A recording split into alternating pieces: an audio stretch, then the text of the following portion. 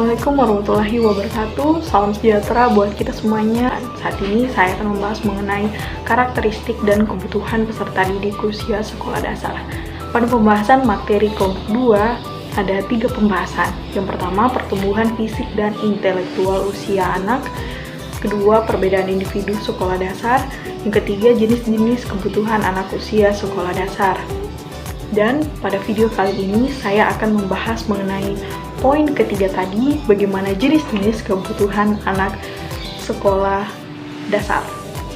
Pada dasarnya, pertumbuhan fisik dan intelektual seorang anak tentunya berbeda-beda, dan begitu pula kebutuhan mereka akan disesuaikan dengan individu anak-anak tersebut.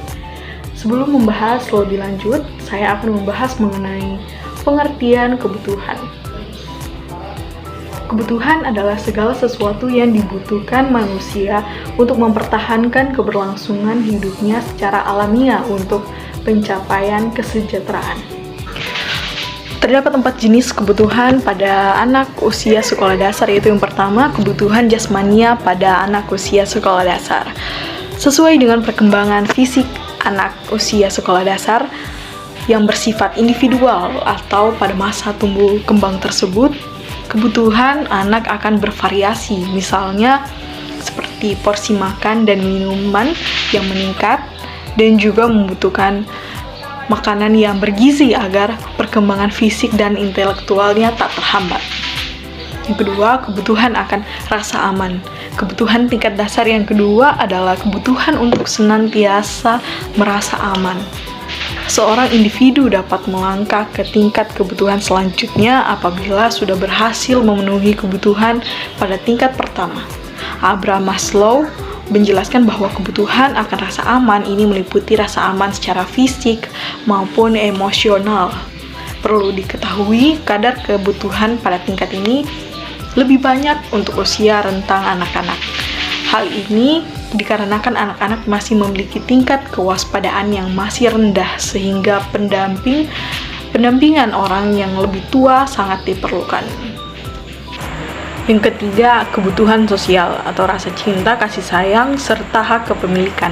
Pada usia anak sekolah dasar ini tentunya sudah mulai mengalaminya. Kebutuhan tingkat 3 adalah kebutuhan mengenai aspek sosial yang ada di masyarakat, seperti kebutuhan untuk merasakan cinta, kasih sayang, dan memiliki hak kepemilikan terhadap suatu hal. Dan di usia sekolah dasar ini mereka sudah bisa mengenali perasaan atau sikap yang terjadi di lingkungannya. Yang keempat, ada kebutuhan aktualisasi diri. Kebutuhan ini mulai dominan pada anak-anak usia tinggi di sekolah dasar, di mana anak-anak mulai ingin merealisasikan potensi-potensi yang dimilikinya, sehingga anak berusaha memenuhi kebutuhan dengan sikap bersaing atau berusaha untuk mewujudkan keinginannya. Salah satu kebutuhan yang terkait dengan kebutuhan aktualisasi diri adalah kebutuhan berprestasi atau need for achievement. Hingga dapat disimpulkan kebutuhan yang berbeda dapat saling mengisi terhadap setiap masing-masing anak dengan sejalan dengan perbedaan perkembangan mereka. Terkait hal ini, ada beberapa pertanyaan yang timbul akibat tidak tercukupinya kebutuhan untuk anak usia sekolah dasar, seperti bagaimana dengan anak-anak yang sudah tidak memiliki orang tua, yang tidak memiliki keluarga lagi, apakah kebutuhan mereka terjamin? Atau bagaimana dengan anak-anak di panti asuhan? Apakah kebutuhan mereka sudah terpenuhi? Iya, terkait hal ini tentunya kebutuhan anak-anak yang seharusnya merupakan tanggung jawab orang tua, karena mereka merupakan orang dewasa yang bisa diandalkan oleh anak-anak. Dan jika mereka tidak memiliki orang tua lagi, tentunya mereka akan diurusi oleh wali mereka, yaitu keluarga lainnya.